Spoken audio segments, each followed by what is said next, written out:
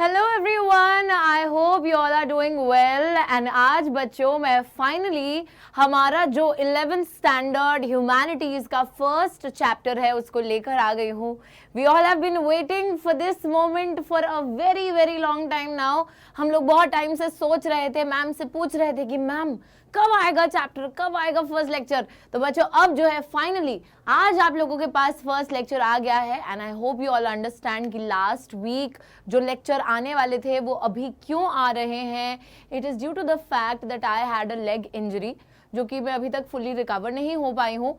But yes, it was because of that, like उस time पे I was not able to walk and all, so तभी वो थोड़ा सा डिले आ गया। बट ऐसा बिल्कुल अब नहीं होने वाला है। और आज हम लोग कॉन्स्टिट्यूशन व्हाई एंड हाउ का जो हमारा फर्स्ट चैप्टर है बच्चों, उसको हम पढ़ने वाले हैं। So yes, this is political science and I am your teacher Ujjwala पुंज, जो कि बच्चों आप लोगों को पढ़ाने वाली है ह्यूमैनिटीज के अंदर। एंड ऑल्सो बच्चों there was a video that I posted and उस वीडियो के अंदर we learnt about many of the facts regarding our constitution which we actually didn't know, है ना। So there were a lot of facts which you got to know. I hope कुछ ऐसे नए facts मैं आपकी life में add on कर पाई हूँ और हमारे कॉन्स्टिट्यूशन के बारे में हम लोग समझ पाए होंगे उस चीज से। अब बच्चों जब भी मैं कॉन्स्टिट्यूशन की बात करती हूँ, आप लोग 6th 7th 8th 9th 10th सारी क्लासेस से you all have been reading about the constitution and आप लोगों को पता है कि the constitution is known as the supreme law. इससे ऊपर कोई कानून नहीं है। सबसे ऊपर जो कानून है ना हमारे देश का, वो हमारा संविधान है, वो हमारी कॉन्स्टिट्यूशन है। बच्चों हमारे कॉन्स्टिट्यूशन के जरिए हम लोगों को बहुत सारे राइट्स दिए जाते हैं एंड ऑल्सो उन राइट्स की प्रोटेक्शन भी दी जाती है। एंड ऑल्सो बच्चों there is a very like this thing that you should know, that you should keep in mind always, that even the government that we elect is not above the constitution. सरकार का भी जिसका हम चुनाव करते हैं वो भी हमारे संविधान से ऊपर नहीं है, उसके नीचे ही आती है, ऊपर नहीं हो सकती। ठीक है, so it is the supreme law. Constitution जी जो है ना, ये सबके पापा हैं और सारे इनके ही बच्चे हैं। तो व्हाई एंड हाउ, तो कॉन्स्टिट्यूशन क्यों है, कैसे बना है, किस लिए बना है, क्या क्या करता है, बच्चों ये सारी की सारी बातें हम लोग इस चैप्टर में डिस्कस करने वाले हैं। आज इस चैप्टर का फर्स्ट लेक्चर है तो एक इंट्रोडक्टरी लेक्चर है, थोड़ा बहुत ज्ञान हमारे संविधान के बारे में हम लोग लेने वाले हैं। ठीक है, क्या क्या करता है कॉन्स्टिट्यूशन, ये हम लोग जानने वाले हैं आज के हमारे लेक्चर में, तो उसकी भी बात करते हैं। फिलहाल चलते हैं आगे और देख लेते हैं। ओहो yes, so the major themes of this chapter, yes, so the chapter that we are studying is the constitution. अब बच्चों कॉन्स्टिट्यूशन के अंदर सबसे पहले जो टॉपिक या जो चीज हम लोगों को कवर करनी है वो है what a constitution means. Ma'am constitution क्या होती है तो हम जानते ही हैं, बट नहीं बच्चों, this meaning is actually not a very short meaning या फिर एक बहुत 2-3 लाइनें लिख के हम बता देंगे, ऐसा नहीं है। हम लोग आपको कॉन्स्टिट्यूशन के बारे में पूरा का पूरा ज्ञान देंगे कि भाई कॉन्स्टिट्यूशन का मतलब क्या है, कॉन्स्टिट्यूशन में ऐसा है क्या कि वो सबके पापा हैं। ठीक है, उसके बाद what constitution does to the society, तो एक समाज के लिए कॉन्स्टिट्यूशन करता क्या है। ठीक है बच्चों, वो जानेंगे। How constitutions govern the allocation of power in the society, यानी कि बच्चों कॉन्स्टिट्यूशन कैसे सोसाइटी के अंदर पावर देता है कुछ लोगों को, क्यों देता है, कैसे देता है, एलोकेट कैसे करता है। ठीक है, we'll also talk about that and what was the way in which the constitution of India was formed. तो यहाँ पे आई थिंक मिसिंग है फॉर्म, कि हमारा जो इंडिया का संविधान था, इंडिया का कॉन्स्टिट्यूशन था, वो कैसे फॉर्म हुआ, कैसे बना। हम लोग बचपन से ये चीज पढ़ते हुए आ रहे हैं कि कॉन्स्टिट्यूशन बन तो गया था नवंबर 1949 में, लेकिन उसको इम्प्लीमेंट करने के लिए हम लोग 2 महीने का वेट करते हैं एंड वी वेटेड टिल जनवरी 1950। तो 26 जनवरी 1950 को finally the constitution of independent India was implemented. और बच्चों इसी दिन को हम लोग रिपब्लिक डे की तरह मनाते हैं। Significance of this day was, it can be traced back to Purna Swaraj.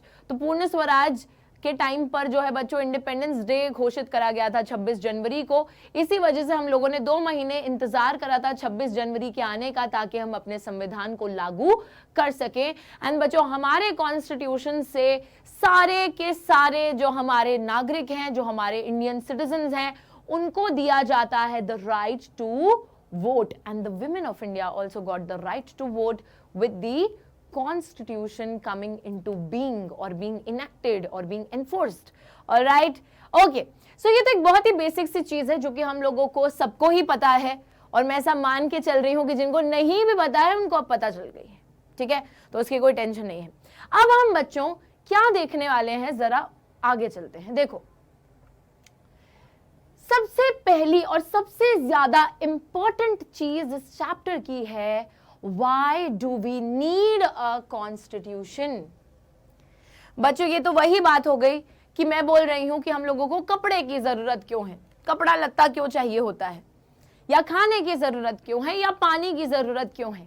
ठीक है, हर किसी चीज की मैं अपनी लाइफ में जरूरत बता सकती हूँ। सेम उसी तरीके से क्या हमारा काम कॉन्स्टिट्यूशन के बिना नहीं चल सकता था? क्या हमारा देश एक संविधान के बिना फंक्शन नहीं कर सकता था क्या? हाँ जी। तो बच्चों यहाँ पे वही बात है कि मतलब उसकी जरूरत क्या है, उसकी नीड क्या है। आप लोग ना बचपन से एक चीज पढ़ते हुए आ रहे हो कि अगर एक डेमोक्रेटिक कंट्री होगी तो उसका तो संविधान होगा ही होगा। मतलब अगर एक देश एक डेमोक्रेसी है तो उस देश का संविधान होगा ही होगा। बट अगर एक देश का सिर्फ संविधान है तो जरूरी नहीं है कि वो देश डेमोक्रेटिक भी हो। So a democracy would have a constitution, but a country which has a constitution need not be democratic. समझ पा रहे हो? थोड़ा सा दिमाग लगाने की जरूरत है, हल्का फुल्का सा, इतना ज्यादा भी नहीं। ठीक है, but I hope you are able to get what I am trying to say। ये हम बचपन में ही पढ़ते आए हैं बच्चों, कुछ इसमें मतलब इतनी रॉकेट साइंस अभी नहीं है। अभी जो है धीरे धीरे आप लोगों का इंट्रोडक्टरी चैप्टर है, शुरू हो रहा है। आपको एक बहुत बेसिक कॉन्सेप्ट से समझाया जा रहा है। कॉन्स्टिट्यूशन लिया गया है फर्स्ट थीम हम बोल सकते हैं। तो यहाँ पर हम यही समझेंगे, कुछ रीजंस मैं आपको दूंगी कि हमें जो है कॉन्स्टिट्यूशन की जरूरत क्यों है, और उसे एक्सप्लेन करेंगे हम लोग अच्छे से। और फर्स्ट पॉइंट देख लेते हैं। ओके, यस, देखिए, constitution allows coordination and assurance. Insurance नहीं बच्चों, एश्योरेंस, श्योरिटी की बात कर रहे हैं। ठीक है, सो वी ऑल नो बच्चों कि हमारा जो देश है, हमारी जो कंट्री है, it is full of diversity. ये सब मत पढ़ने लग जाओ, ठीक है। मैम को देखो, मैम की बातों पर गौर करो। हमारा जो देश है बच्चों, हमारा जो इंडियन नेशन है, it is full of diversity. Diversity in the form of religions, diversity in the form of caste, diversity in the form of choices, tastes, opinions, languages, the way we all look, the way we all speak, walk करना, talk करना, हर चीज से एक diversity आपको देखने को India में मिल जाएगी। We all are different from each other. किसी की भाषा अलग है, किसी का धर्म अलग है, किसी की जाति अलग है, किसी का पहनावा अलग है, किसी की जो चॉइस है वो अलग है बच्चों, किसी का जो ओपिनियन है, दिमाग जो है, हर किसी का अलग है एक दूसरे से। और बच्चों जाहिर सी बात है कि जब डाइवर्सिटी होती है तो डाइवर्सिटी के साथ एक जो चीज आती है वो है कॉन्फ्लिक्ट, यानी कि लड़ाई। जब दो लोग अलग होते हैं तो उनमें प्यार तो है ही है, लेकिन प्यार के साथ साथ लड़ाई बहुत ज्यादा होती है। लड़ाई की पॉसिबिलिटी बहुत ज्यादा होती है, क्योंकि शायद ऐसा हो सकता है कि आप जो है खुद तो आपको लग रहा है कि आप बहुत परफेक्ट हो, लेकिन दूसरा इंसान जो आपसे अलग है, आपको वो अलग चीज जो है ना वो आपको आपसे देखी नहीं जा रही है, या फिर वो चीज आपको अच्छी नहीं लग रही है। तो आप अगर उस चीज पे पॉइंट आउट करोगे, या आप अपने आप को सुपीरियर समझोगे, दूसरे को इन्फीरियर समझोगे, तो there is obviously a possibility of a conflict. आपने देखा होगा कि कुछ दो लोग बच्चों जब बैठे हैं, पॉलिटिक्स को ही डिस्कस करना शुरू करते हैं। कोई भारतीय जनता पार्टी का सपोर्टर है, दूसरा कांग्रेस का सपोर्टर है, ओपिनियन क्लैश है, और उनके बीच में कॉन्फ्लिक्ट हो जाएगी उसी टाइम बैठे बैठे। वो एक दूसरे से लड़ाई झगड़ा करना शुरू हो जाएंगे। तो ये तो बहुत ही सिंपल सी चीज है। आप सोचिए, इतना बड़ा देश है, उसके अंदर इतने भिन्न भिन्न प्रकार के लोग रहते हैं, तो जाहिर सी बात है कि those people will fight with each other, conflicts arise होंगी। तो इन कॉन्फ्लिक्ट्स को कैसे रोका जा सकता है? How do we stop these conflicts? It is through rules. ठीक है बच्चों, इट इज थ्रू रूल्स। आप घर पे देखते हो कि आपका भाई और आप लड़ रहे हो, ठीक है, लड़ रहे हो कि भाई मैगी की एक बाइट किसको ज्यादा मिलेगी, ठीक है बच्चों, आपने हल्की सी चीज पे लड़ाई शुरू कर दी।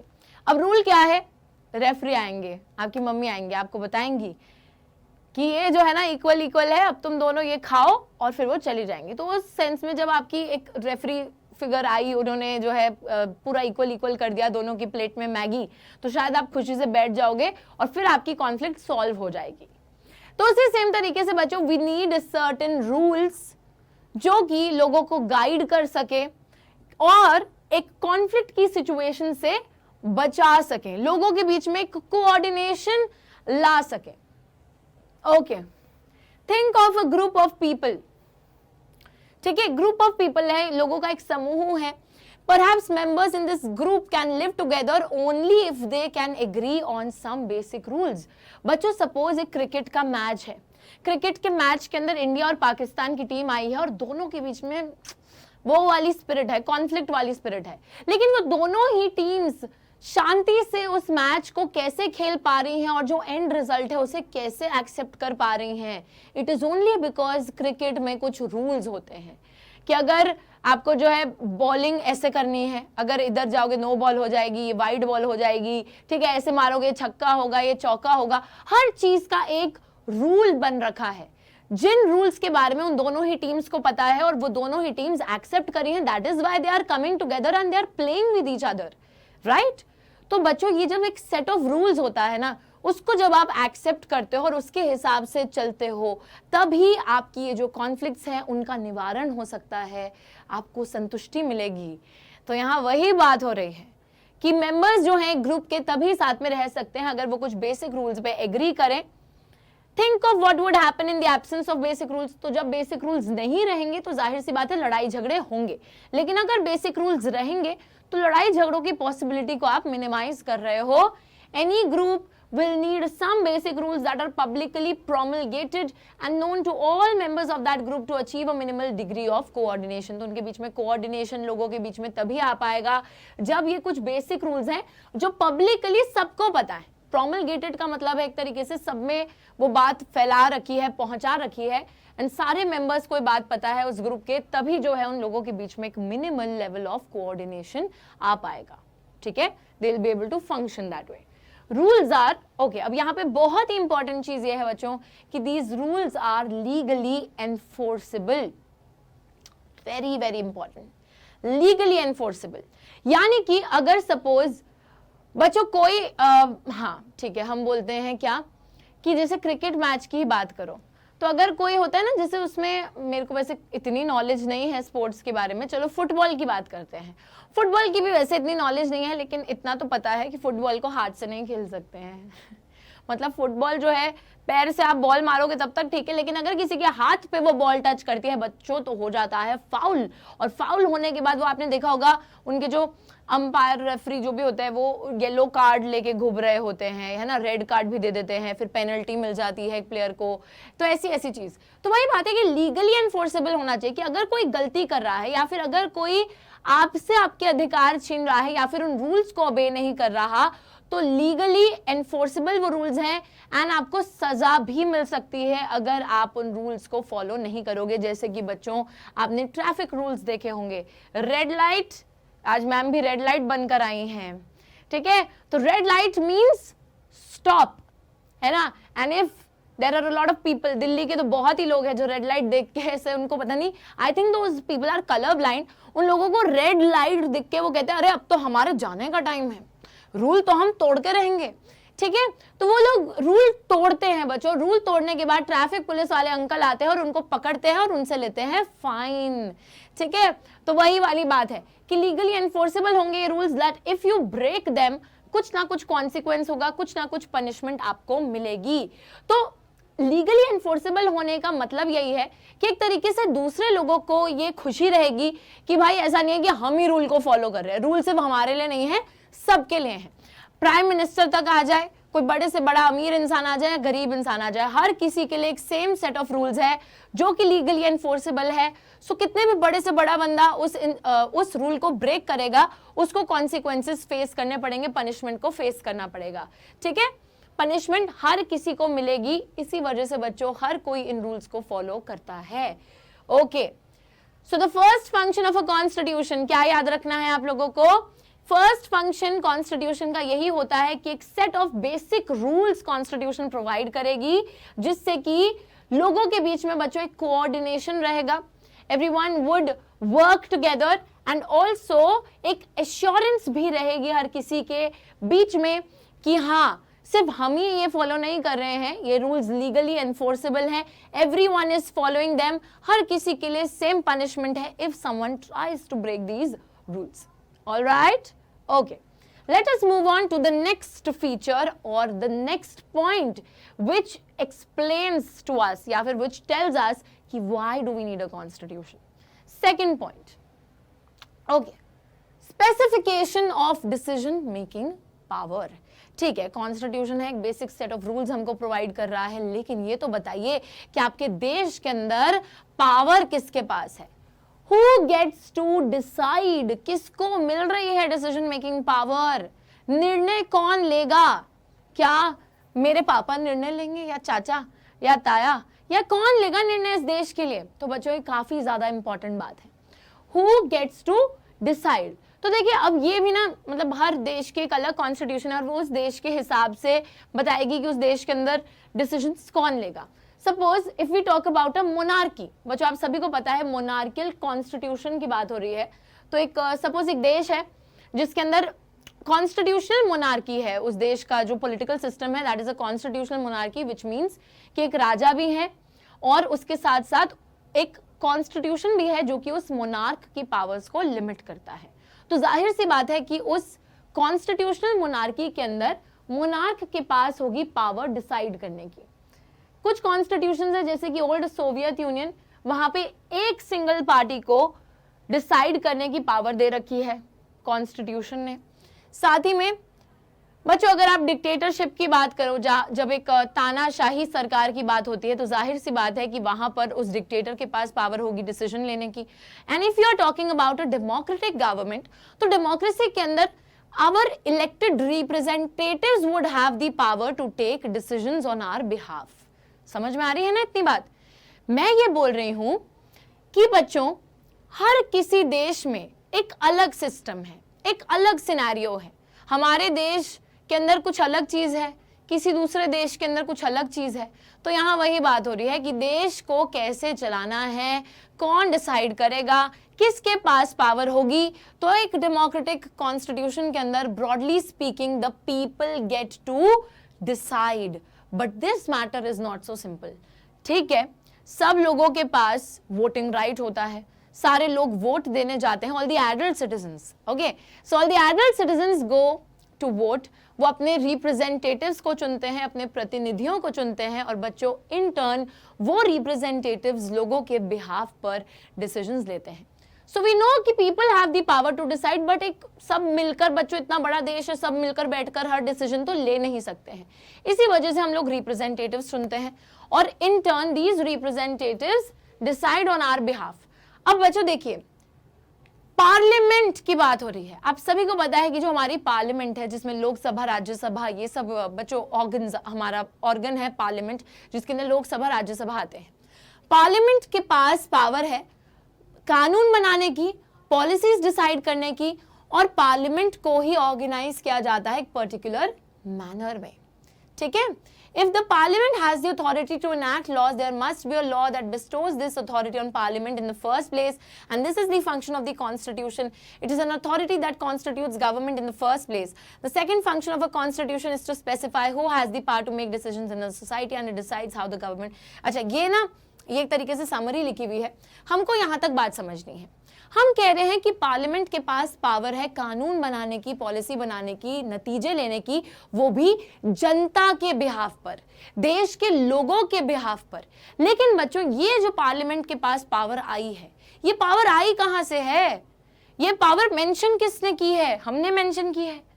नहीं बच्चों, ये पावर मेंशन करी है कॉन्स्टिट्यूशन ने, आपके संविधान ने, हमारे देश के संविधान ने।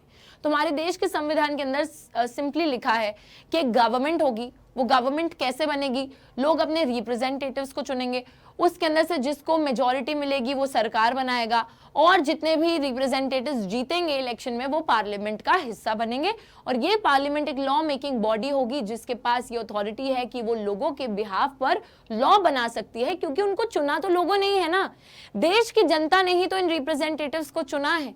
तो इन रिप्रेजेंटेटिव्स के पास जो पावर आ रही है वो लोगों द्वारा आ रही है, एंड ऑल्सो इनको मेंशन करा है कि उनके पास पावर आएगी लोगों द्वारा आएगी, लेकिन मेंशन इस चीज का करा गया है संविधान के अंदर। सिंपल बात है बिल्कुल, ठीक है। तो कॉन्स्टिट्यूशन के अंदर ये चीज लिखी होती है कि ये प्रोसीजर है, ऐसे ऐसे चुने जाएंगे रिप्रेजेंटेटिव्स, इनके पास ये पावर होगी, लेकिन पावर आ रही है लोगों के पास से, लोगों से डिराइव कर रही है पावर हमारी parliament, and then parliament laws बना रही है या डिसीजंस ले रही है। ओके चलो, तो इसी वजह से यहाँ पे लिखा है कि सेकंड फंक्शन एक कॉन्स्टिट्यूशन का यही होता है कि एक सोसाइटी के अंदर डिसीजन मेकिंग पावर किसके पास है, and it decides how the government will be constituted. तो सरकार कैसे बनाई जाएगी ये चीज भी कॉन्स्टिट्यूशन में पूरे तरीके से स्पेसिफाइड होती है, लिखी हुई होती है। तो आप कोई दूसरा तरीका नहीं फॉलो कर सकते हो, सरकार जैसे बनेगी जो तरीका है वो आपके संविधान में लिखा है, संविधान सुप्रीम लॉ है, उसी चीज को आपको मानना पड़ेगा। ओके नेक्स्ट बच्चों, नेक्स्ट है limitations. Limitations on the powers of the government. मैंने अभी आपको बताया कि देखिए जब भी हम गवर्नमेंट की बात करते हैं बच्चों, मतलब वी थिंक कि because all the people are voting, all the people are electing the government, तो शायद गवर्नमेंट कुछ भी कर सकती है। गवर्नमेंट को पावर दी है लोगों ने, अब तो वो कुछ भी कर सकती है यार, है ना, हम उसको रोक ही नहीं सकते। ऐसी बात है क्या? तो अगर आप अभी तक ये सोच रहे थे तो this is a big misconception. बच्चों गवर्नमेंट कुछ भी नहीं कर सकती है, गवर्नमेंट को भी एक सेट ऑफ रूल्स फॉलो करने पड़ते हैं, और उसी के तहत जो भी चीजें करनी है सरकार कर पाएगी। ठीक है, गवर्नमेंट को हमने देखा कि गवर्नमेंट को एक एडिक्वेट प्रोसीजर से फॉर्म किया जाता है। क्या है वो एडिक्वेट प्रोसीजर? वो प्रोसीजर भी कॉन्स्टिट्यूशन में लिखा है कि all the adult citizens of the country will go and vote, maximum representatives जिस पार्टी के इलेक्ट होंगे वो पार्टी जो है अपनी सरकार बनाएगी जिसको मेजॉरिटी मिलेगी। ठीक है, सो ऑल ऑफ दैट, तो एक स्पेसिफाइड प्रोसीजर लिखा होता है सरकार बनने का। लेकिन बच्चों क्या सरकार बनने के बाद, पावर एक बार ये हाथ में आने के बाद वो सरकार कुछ भी कर सकती है देश के अंदर? हाँ, सपोज आपकी गवर्नमेंट पावर में आए and the government starts discriminating between people, भेदभाव करना शुरू कर दे लोगों के बीच में। ठीक है, गवर्नमेंट बोले कि भाई हम तो मैक्सिमम ना जितने भी हम लीडर्स हैं हम तो हिंदूज हैं, अब हम क्या करेंगे, अब हम सिर्फ हिंदूज के लिए ही कानून बनाएंगे और बाकी सारी कम्युनिटीज को हम लोग डिसरिगार्ड करेंगे। हम ना वो जो अनटचेबल्स है ना, अनटचेबिलिटी को वापसी लेकर आएंगे और हम लोग अनटचेबल्स के साथ अन्याय करना शुरू कर देंगे, या फिर हम लोग दूसरी कम्युनिटीज को उनकी रिलीजियस प्रैक्टिसेस परफॉर्म करने से रोक लगा देंगे, बैन लगा देंगे। क्या हम ऐसा कर सकते हैं? मतलब हम नहीं, सॉरी, क्या सरकार ऐसा कर सकती है? डू लेट मी नो कि मतलब वुड दिस बी करेक्ट कि आपने जब गवर्नमेंट को पावर दी तो गवर्नमेंट तो कह रहा है ना कि मेरे को तो लोगों ने ही पावर दी है, अब पावर आ ही गई है तो मैं कुछ भी करूं, इसमें क्या ही कोई बोलेगा। पर ऐसा नहीं हो सकता है। तो बच्चों ये लिमिटेशन लगती कहां से है गवर्नमेंट के ऊपर कि गवर्नमेंट क्या कर सकती है और क्या नहीं कर सकती, कि what the government can do and what the government can not do. From where does this distinction come from? कहां से ये डिसाइड किया जाएगा कि सरकार क्या करेगी और सरकार क्या नहीं करेगी? तो देखिए, you would sometimes think that the laws were unjust and unfair which were made by the government. कभी कभी आपको ऐसा लगेगा कि सरकार ने कुछ कानून ऐसे बनाए हैं जो कि एक तरीके से अन्याय पैदा कर रहे हैं समाज के अंदर, या फिर सही नहीं है, अनफेयर है। जैसे कि बच्चों गवर्नमेंट क्या करती है, गवर्नमेंट एक तरीके से जो राइट टू एजुकेशन है उसको हटा देती है कि भाई नहीं, अब पढ़ने लिखने की कोई जरूरत नहीं है, बच्चों को फ्री एजुकेशन अब से नहीं मिलेगी, या ऐसा कुछ करके बदल देती है संविधान को, या फिर अपनी पावर से चेंज कर देती है, बट क्या ऐसा हो सकता है? This is actually not possible, because बच्चों गवर्नमेंट भी एक तरीके से एक लिमिटेशन से बाउंड है, कुछ रुकावटें गवर्नमेंट के रूल पर भी लगा रखी हैं. It can not do anything and everything that it wants to. Okay, so यहाँ पे लिखा है third function. Remember this, third function of a constitution is to set some limits. Limits होती है रुकावट, है ना. आपने भी देखा है बच्चों कि आपके घर के अंदर भी आप पर कुछ ना कुछ लिमिट्स लगाई जाती हैं जो कि जरूरी भी है. आई नो कि सरकार आपको, मतलब सरकार बोल रही हूँ, कॉन्स्टिट्यूशन आपको फ्रीडम देता है, लेकिन उस फ्रीडम का ये मतलब नहीं है कि आप उस फ्रीडम का नाजायज फायदा उठा सकते हो, गलत फायदा उठा सकते हो. तो बिल्कुल सही, मैं तो यहाँ पे यही बोलूंगी, कुछ लिमिट्स लगना तो बिल्कुल सही है, राइट.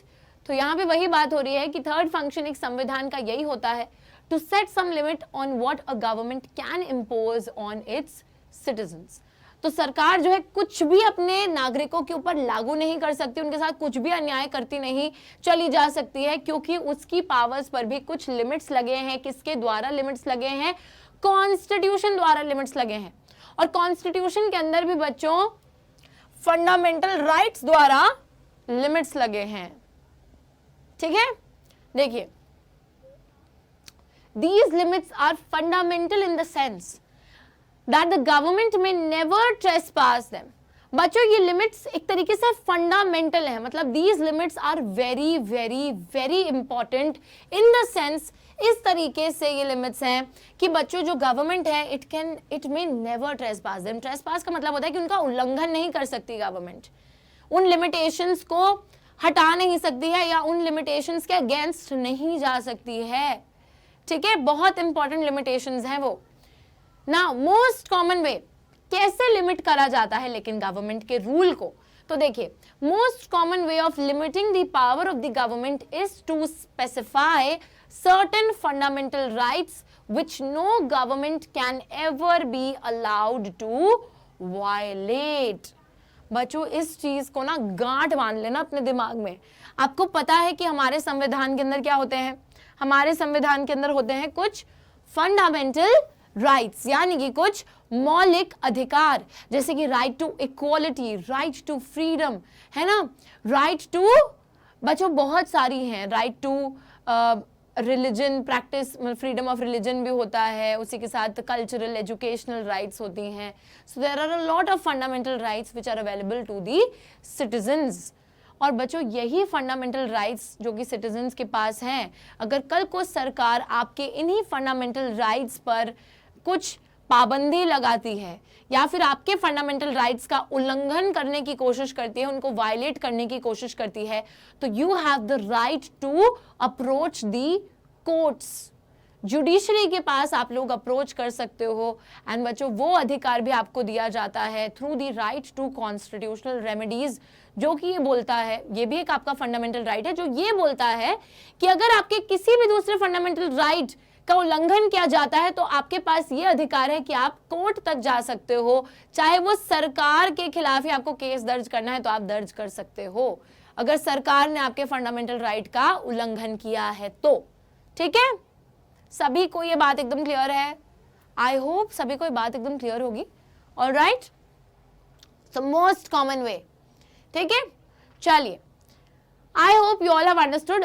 फंडामेंटल राइट्स के साथ साथ ही बच्चों हम लोग ये भी देखते हैं कि जो directive principles of state policy होती हैं वो भी एक तरीके से हमारे गवर्नमेंट को लिमिट करके रखती हैं.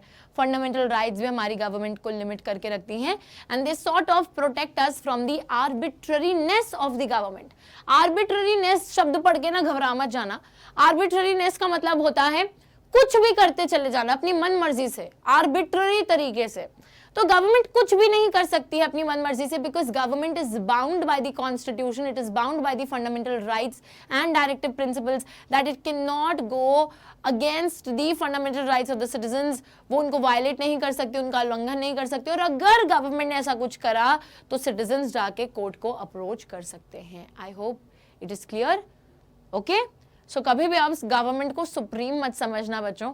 Government is also bound by certain rules and restrictions as you are bound.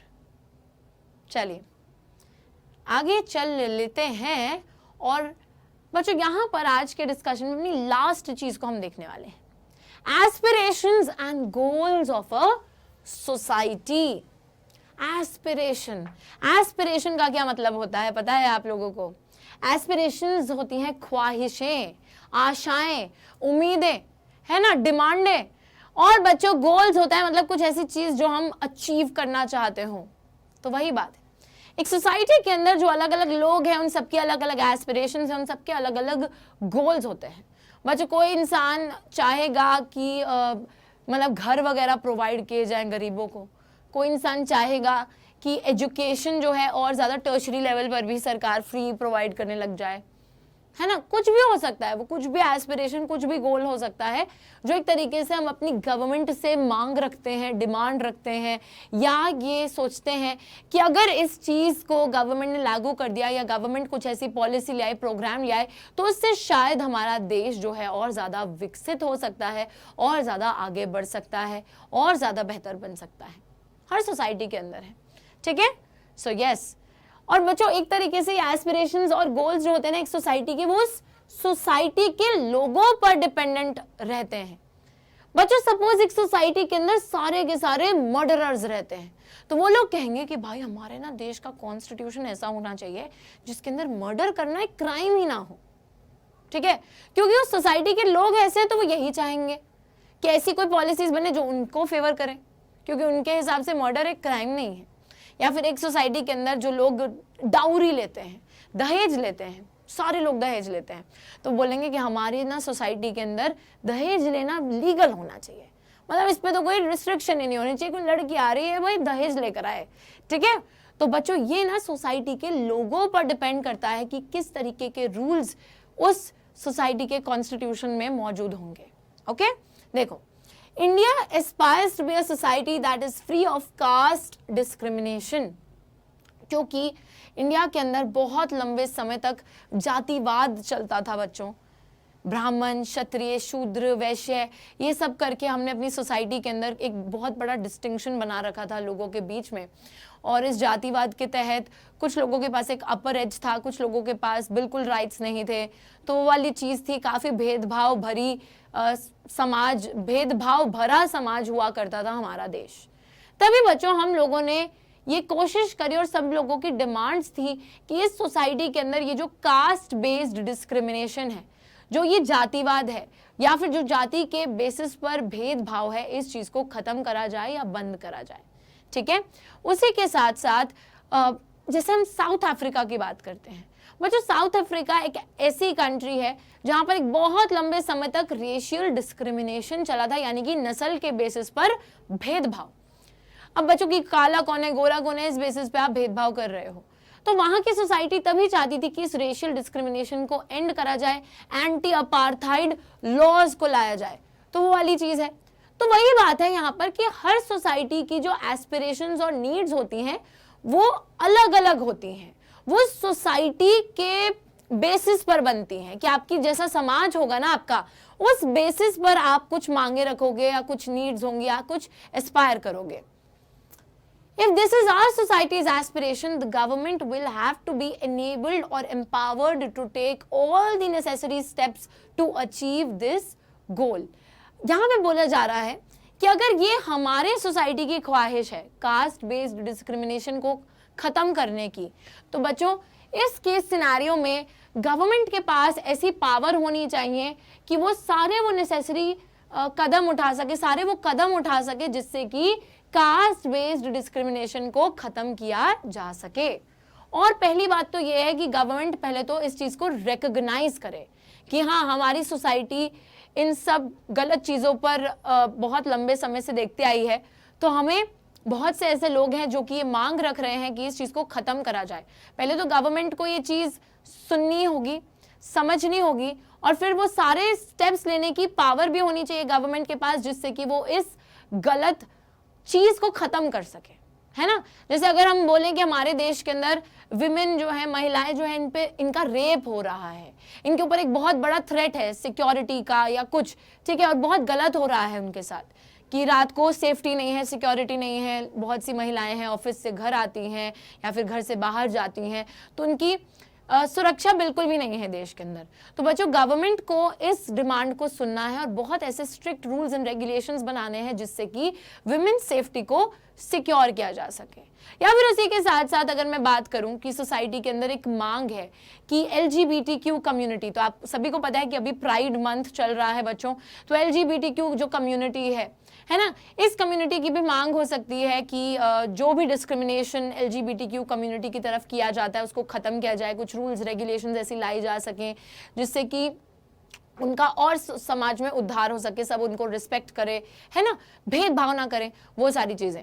उसी के साथ साथ बच्चों आप लोगों को पता है कि इंडिया के अंदर बहुत लंबे समय तक ये भी मांग थी कि कश्मीर को बाकी देश के साथ इंटीग्रेट किया जाए, आर्टिकल 370 को खत्म किया जाए, जो कि अब तो हो गया है। पर हाँ, वही बात हो रही है कि हर किसी का समाज अलग है, वहां के लोग अलग हैं और लोगों की एस्पिरेशंस और नीड्स अलग हैं, और इन सब एस्पिरेशंस और नीड्स को गवर्नमेंट को रिकॉग्नाइज करना चाहिए और बहुत ऐसे कड़े कदम उठाने चाहिए जिससे कि वो जो है गोल्स को अचीव कर सके और उन चीजों को लागू कर सके। ठीक है, ओके, ऑल राइट। तो फंडामेंटल राइट्स और directive principles of state policy एक तरीके से बच्चों हमारी गवर्नमेंट को प्रोवाइड करे जाते हैं और बताते हैं कि वो कैसे अचीव कर सकते हैं इन चीज़ों को। फोर्थ फंक्शन कॉन्स्टिट्यूशन का तभी ये हो जाएगा is to enable the government. ठीक है, तो कॉन्स्टिट्यूशन के अंदर ये प्रिंसिपल भी है कि वो जो है गवर्नमेंट को वो सारी पावर्स देती है जिससे कि गवर्नमेंट एक सोसाइटी की एस्पिरेशंस को फुलफिल कर सके और कंडीशंस क्रिएट कर सके फॉर अ जस्ट सोसाइटी। ठीक है बच्चों, तो कंडीशंस क्रिएट कर सके एक जस्ट सोसाइटी के लिए, मतलब एक बहुत ही न्यायपूर्वक तरीके से हर किसी के साथ न्याय हो जिस सोसाइटी में, वैसी सोसाइटी क्रिएट करने के लिए और ज़्यादा न्याय लाने के लिए, समाज के अंदर इक्वालिटी, फ्रीडम लाने के लिए गवर्नमेंट के पास वो अधिकार होने चाहिए जिससे कि वो ये सब चीज़ें इम्प्लीमेंट कर सके। So a quick recap will be taking. हमने यहाँ पे बच्चों 4 चीज़ें पढ़ी हैं कि why do we need a constitution के अंदर we have talked about 4 things. सबसे पहली चीज है कि कॉन्स्टिट्यूशन क्या करती है, कोऑर्डिनेशन और एश्योरेंस लोगों के बीच में लेकर आती है। एक बेसिक सेट ऑफ रूल्स हम लोगों को प्रोवाइड करती है जिससे कि लोगों के बीच में कोऑर्डिनेशन भी बनता है और लीगली एनफोर्सेबल होते हैं ये रूल्स, जिसकी वजह से लोगों के पास एक श्योरिटी रहती है, एक एश्योरेंस रहती है कि हर कोई इनका पालन करेगा। दूसरी चीज जो हमने पढ़ी वो ये है specification of decision making power, कि एक देश है तो देश के अंदर डिसीजन कौन लेगा, इस चीज के बारे में भी बच्चों कॉन्स्टिट्यूशन मेंशन करती है कि हमारे देश के हिसाब से अगर देखा जाए तो एक डेमोक्रेटिक देश है और यहाँ पर पार्लियामेंट के पास अधिकार है डिसीजंस लेने का, लॉज बनाने का, और ये अधिकार भी लोगों द्वारा दिया जाता है। लोग जिसको चुनेंगे वही लोगों के पास ये अथॉरिटी आएगी। तीसरी चीज थी limitations on powers of the government. Government हर वो चीज नहीं कर सकती जो उसके मन में आए, तो इसी वजह से protection against the arbitrariness of the government यहाँ पे प्रोवाइड की गई है, लिमिट करी गई है पावर गवर्नमेंट की और कुछ फंडामेंटल राइट्स के थ्रू और डायरेक्टिव प्रिंसिपल्स के थ्रू जो कि गवर्नमेंट कभी भी वायलेट नहीं कर सकती है बच्चों। ऑब्वियस सी बात है कि कुछ ऐसी सिचुएशन आती है नेशनल इमरजेंसी की या फिर कुछ ऐसी सिचुएशन जिसके अंदर आप क्या कर रहे हो, अपनी राइट को एंजॉय कर रहे हो एक ऐसे तरीके से जिससे कि आप दूसरे के राइट को वायलेट कर रहे हो, तो इस केस में गवर्नमेंट उस चीज़ को भी रोक सकती है। और यहाँ पे जो लास्ट चीज हमने पढ़ी वो थी aspirations and goals of a society. तो एक सोसाइटी के एस्पिरेशंस और गोल्स को फुलफिल करने के लिए बच्चों गवर्नमेंट के पास जो पावर्स दी जाती हैं वो कॉन्स्टिट्यूशन द्वारा ही दी जाती हैं ताकि गवर्नमेंट वो नेसेसरी स्टेप्स ले सके जिससे कि वो लोगों की उन एस्पिरेशंस और नीड्स को फुलफिल कर सके। So I hope you liked today's lecture. That was it for today. We will be continuing the chapter in the next class. Do let me know what do you think about the class and बताइएगा जरूर comments कर भर दीजिए comment से and I will see you next time. तब तक के लिए take care and bye bye.